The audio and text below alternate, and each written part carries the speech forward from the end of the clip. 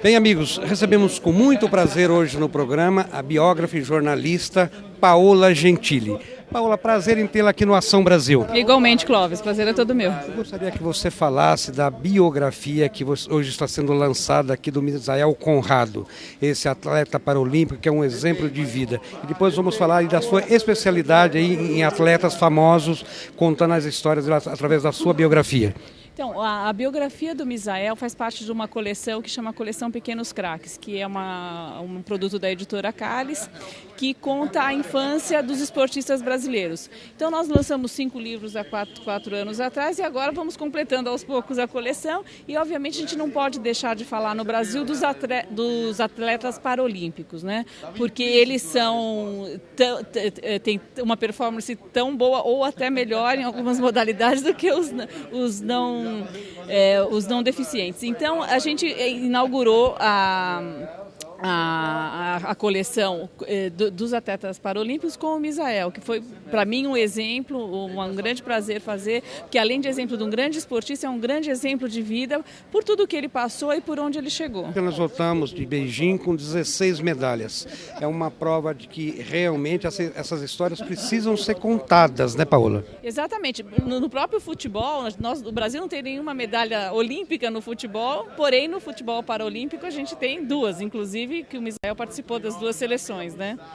Por que você começou a fazer biografia de atletas? Quando eu pensei em fazer essa coleção, na verdade a editora Cáliz é especializada em biografias de pessoas famosas. Tem uma coleção que é muito conhecida há muitos anos, chama Crianças Famosas, que conta a infância de pintores, músicos, clássicos, então pessoas mais eruditas, né?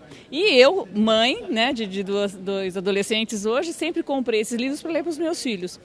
E eles foram crescendo, obviamente, chega uma hora que eles falam assim, mãe, mas eu já sei a infância do Mozart, já sei a infância do Beethoven, então eu queria saber a infância do Pelé, a infância do Ronaldinho. E aí eu fiz uma pesquisa na internet, realmente não tinha nada sobre a infância dos nossos esportistas, que são pessoas que divulgam o nome do Brasil. E normalmente a história deles é contada depois da fama, né? Exatamente, você começa a saber um biografado que eu estou começando a fazer agora, que eu ainda não posso divulgar o nome, mas fui fazer uma pesquisa na internet, só tinha a história dele a partir da data que ele tinha nascido e a história dele a partir do momento que ele entrou num grande time, né? Então, eu falei assim, puxa vida, o esporte é uma modalidade que leva o nome do Brasil para o mundo inteiro, né? Nós somos famosos por ter bons esportistas e não só numa modalidade, em várias modalidades.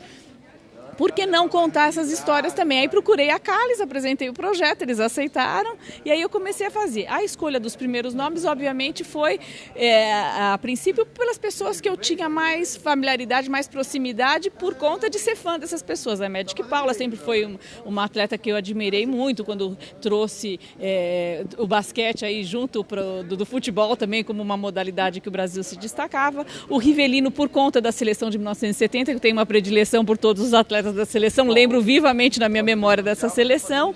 O João do Pulo também, que é um atleta que eu sempre admirei e acompanhei a história dele até a morte que ele teve, trágica que ele teve e tudo mais. O Leônidas da Silva foi meu vizinho em Moema, ele morou ali na Arapanés quando nós éramos pequenos e eu passava na frente da casa dele quando ia para a escola todos os dias. Então, obviamente, acompanhei até o fim da vida dele quando era pequeno e depois consegui o contato com a viúva dele para fazer a biografia. E o Garrincha também, que é uma figura assim, inquestionável na história do futebol, né? Para os próximos lançamentos? Nós estamos finalizando o Ricardo Prado, da natação, e começando o Carlos Alberto Torres, o capitão da seleção de 1970. Eu gostaria de agradecê-la pela entrevista, desejar mais sucesso, se é que isso é possível, que você começou agora a falar de uma gama de atletas aí que vai render muito.